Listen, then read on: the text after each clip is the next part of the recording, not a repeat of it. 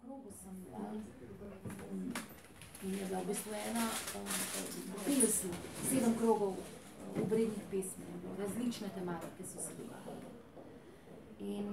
In ena od tem je bila aktivizem. Torej, zgodba, ki jo je delila, je resnična in sicer so bile 4 ženske leta 81. Mislim, da gre tukaj za 2 državi, Veliko Britanijo in pa Indonezijo.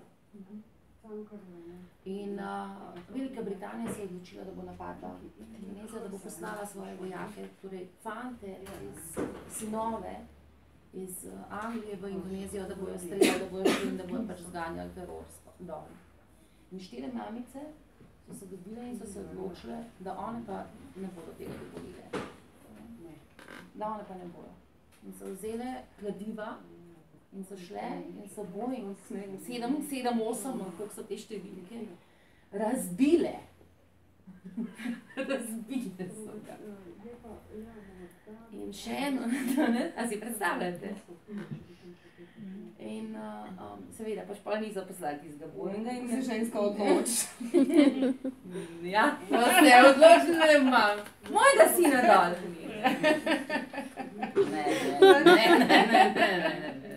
Ne dam. In v bistvu še eno je delila, ona je res aktivistka. Še eno Smaj. Size the Day se imenuje njena skupina.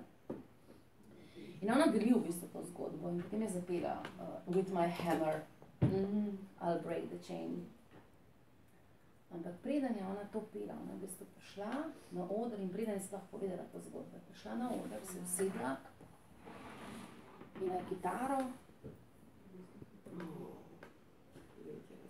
in se je najbolj odtresla, pa se je začela jokati, pa je začela malo peti. Pa pol se je glas skrhal. In ves ta proces je trajal 10 minut, zagotovo. In potem se je sedla nazaj, tega na hrbtenico in je rekla, a vidite, to jaz naredim tam zadnji. In pa pridem sem, jaz sem Shannon Smaj.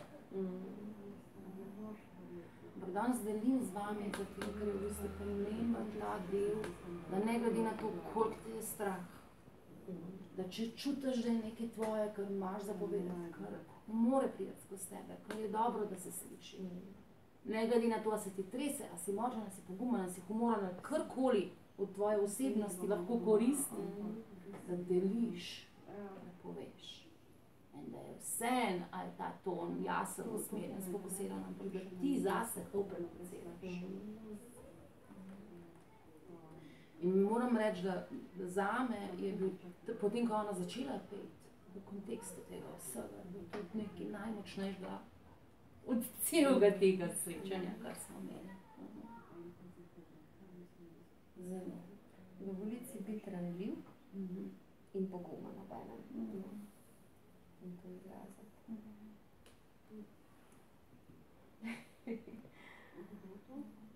Imate kakšno vprašanje mogoče?